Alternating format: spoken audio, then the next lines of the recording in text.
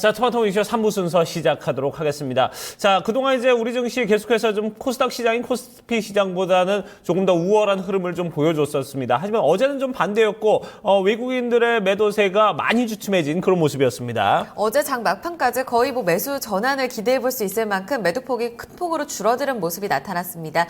최종적으로 유가증권 시장에서 73억 원 외국인들은 매도한 것으로 집계가 되고 있습니다. 아울러서 기관 쪽에서는 2천억 원 넘게 꾸준히 매집하고 있고요. 오히려 코스닥 시장에서 외국인들이 파는 모습이 포착이 되면서 이 외국인들 유가증권 시장으로의 손바뀜 현상이 이어지는 게 아니냐라는 기대감도 반영이 되고 있습니다. 자세한 이야기 국내 이슈 체크인으로 점검합니다.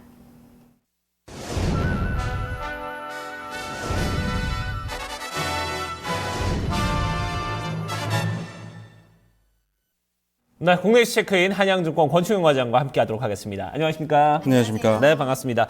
자, 오늘 권충현 과장과 어떤 내용을 가지고 얘기를 나눠볼지 먼저 이슈부터 확인을 해보도록 하겠습니다. 네, 외국인 유입 기대감에 대해서 좀 얘기를 나눠보도록 하죠. 네, 우리가 계속해서 국내 이슈 체크인에서 외국인들 매도세가 좀 어느 정도 좀 진정이 기대가 된다. 이 부분 며칠 전부터 얘기를 해왔고, 좀 우리 증시에 대해서 계속해서 좀 그래도 안정적인 박스권에서의 흐름이 좀 이어질 것이다라는 기대감도 좀 얘기를 했었는데, 그 부분이 일단은 코스피 시장은 좀 잘 맞아떨어져 가고 있는 것 같고 2천선을 이제 눈앞에 두고 있습니다. 반대로 이제 코스닥 시장이 어제 좀 주춤하는 모습을 보였는데, 이 부분을 좀 계속해서 외국인들은 또 이제 어떤 매도세의 흐름으로 봐야 될지 아니면 일단 차익 실현의 구간으로 봐야 될지 이 부분에 대한 물음표도 좀 남아 있거든요. 자, 두 시장 같이 좀 얘기 좀 해주시죠. 네, 맞습니다. 외국인 그동안 한 2천억에서 3천억씩 거의 연일 팔아대다가 요번 주 들어오면서부터 한 1,000억대 이하로 계속해서 좀 매도폭이 나오고 있고요.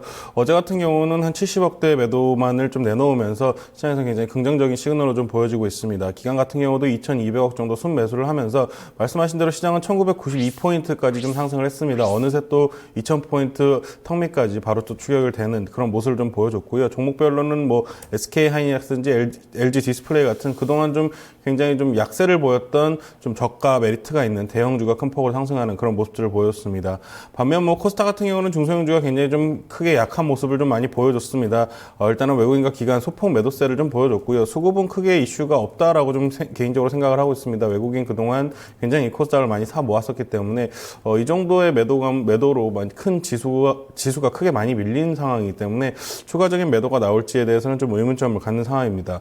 다만 중소형주 매수가 약화된 이후에는 연말 대주주 증세 이슈가 좀 있다라고 좀 생각이 되고 있는데요. 아무래도 대주주 증세 때문에 개인분들이라든지 아니면 큰 손분들이 좀 매수에 동참을 하지 않으면서 지수가 거래량이 좀 적어지면서 좀 빠지는 것이 아니겠는가 좀 생각을 하고 있습니다.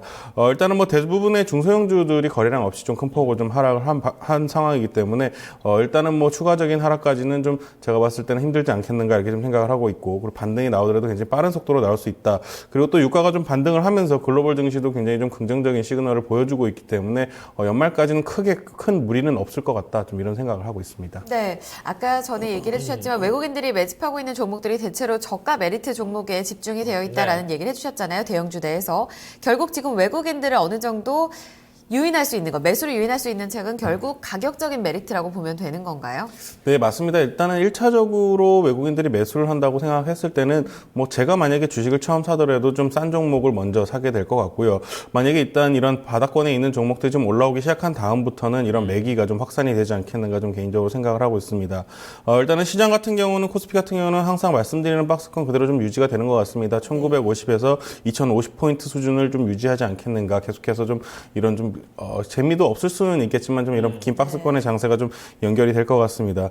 내년 상반기까지는 일단은 하방 압력을 좀 주는 악재는 크게 좀 발견되지 않을 것으로 좀 보여지기 때문에 일단은 금리 인상 이후에도 후폭풍이 굉장히 좀 크지 않았다는 점은 굉장히 긍정적이다라고 좀 말씀드릴 수 있겠습니다. 네.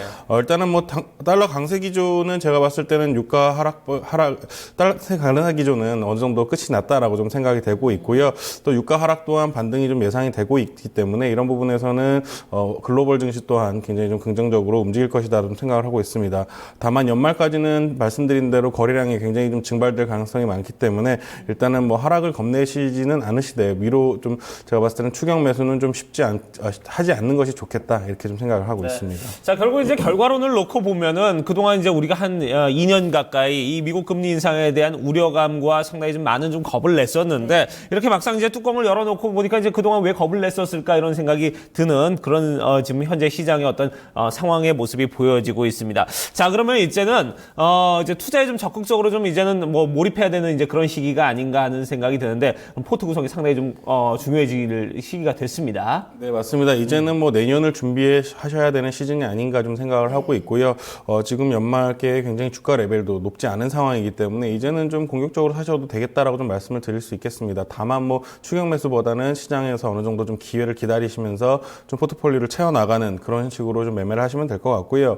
일단은 뭐 내년에 좀 보실 포트폴리오들을 좀 말씀을 드리면 제약, 바이오, 헬스케어 쪽은 성장세가 지속될 것으로 좀 예상이 됩니다. 그리고 뭐 추가적으로 화장품 쪽, 건강기능식품 쪽, 그리고 중국향 OLED 쪽 장비 수주가 좀 계속해서 나올 것으로 좀 생각이 되고 있고요. 전기차 같은 경우도 제가 봤을 땐 큰 폭으로 성장할 가능성이 많습니다. 내년에 좀 대장주가 되지 않겠는가 좀 생각을 하고 있고 또 엔터주 또한 그동안 오랫동안 좀 쉬었던 분위기가 있기 때문에 중국 쪽에서의 좀 수출 규모가 내년부터는 늘어날 가능성이 굉장히 크다라고 좀 보여지기 때문에 일단은 뭐 실적 가식성이 지금 말씀드린 종목군들에서 업종군에서 좀 굉장히 큰 폭으로 상승할 가능성이 높기 때문에 이런 쪽으로 좀 포트폴리오를 좀 꾸려 나가신다면은 내년도 좀 편안하게 보내시지 않을까 좀 생각이 되고 있습니다. 네, 포트 구성 자체는 좀 적극적으로 나서도 된다. 그런데 앞서서 좀 추격 매수는 자제하자라는 얘기를 하셨는데 지금 말씀해 주셨던 건 아무래도 지금 잘 가는 종목들이 많아서 추격 매수를 안 할 수가 없거든요. 그 후발주자를 좀 노려야 될까요? 제가 말하는 추격 매수는 뭐 신고가를 찍는 종목을 사지 말자 정도로 좀 이해를 하시면 될 것 같고요.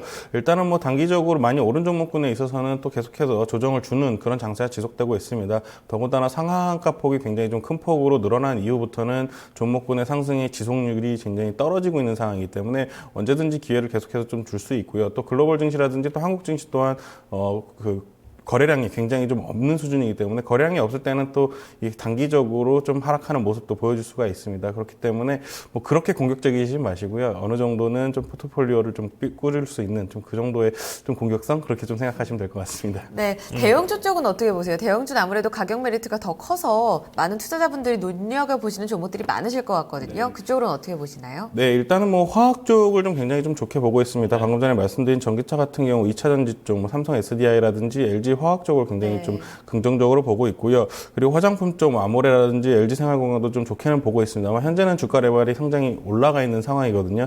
그렇기 때문에 뭐 연말에 한 이치스킨이 상장을 해주고 상장하고 나서 주가가 만약에 좀 많이 오르지 않는다면은 굉장히 좀 어느 정도 메리트가 나오는 종목군이 될 수 있을 것으로 좀 생각이 되고 있습니다. 다만 뭐 건설이라든지 자동차 같은 경우는 이제는 조금 쉬어가야 할 때가 아니겠는가 좀 생각을 하고 있고요. 건설주 같은 경우는 아무래도 신규 분양이 계속해서 좀 밀리는 경우들이 좀 많이 보이고 있습니다. 그렇기 때문에 좀 조심을 해야 되는 종목군이다 이렇게 좀 생각을 하고 있습니다. 네.